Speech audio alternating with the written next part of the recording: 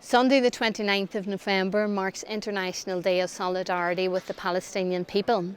This date was selected as it coincides with the UN resolution which partitioned Palestine. Since this resolution, the rights of the people of Palestine have eroded away to nothing. Successive, aggressive Israeli military action has seen the UN's partitioned lines on the map be redrawn time and again, with Palestine continuously contracting. Jerusalem is now an occupied city, divided and militarised.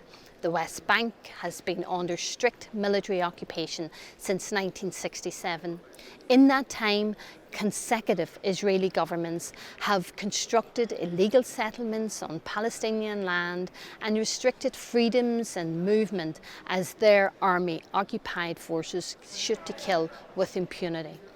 The Gaza Strip, long occupied, is now subject to an illegal siege.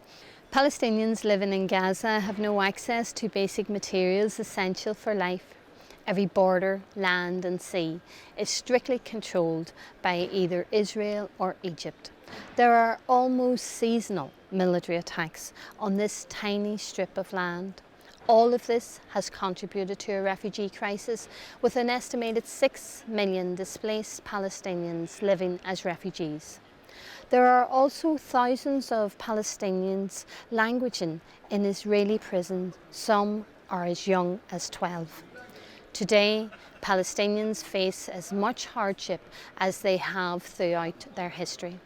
The escalation of violence in the region following the Israeli decision to restrict access to Jerusalem's holy city on a sectarian basis has almost resulted in 100 Palestinians losing their lives, with thousands more being wounded by police and army brutality and indiscriminate settlers' attacks.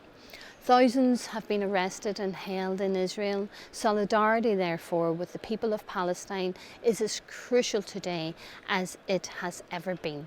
A generation ago, Palestinians embarked upon a political journey to secure national self-determination free from Israeli occupation or aggression. In doing so, they placed their faith in the international community, providing the recognition that they deserve. Some admirable states have taken the decision to formally recognise Palestine as the state that it is. Other governments internationally must now do the same. Since the signing of the Oslo Accord, it has become increasingly obvious that Israel is not a partner in peace, and the international community has done very little to address that. Even now, in the context of heightened tension in the region, Israel's political leaders beat the drum and stoke up more tension and fears.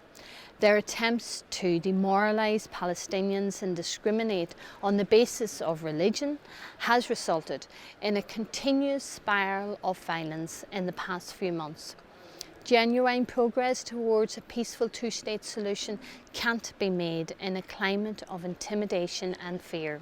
Today, on International Day of Solidarity with the Palestinian people, I would like to reiterate my call to place Palestine and its people under international protection, because the occupiers will not protect the occupied. Israel's blockade of Gaza must end. Israel's settler activity and terror must end. The collective punishment of Palestinian youths must end. Political prisoners must be released. The occupation must end, and it's the duty of the international community on International Day of Solidarity with the Palestinian people to end it. It only takes political will to resolve this conflict. A resolution to the Israeli-Palestinian conflict could be seen as a standard bearer and inspire similar moves to peace across the Middle East.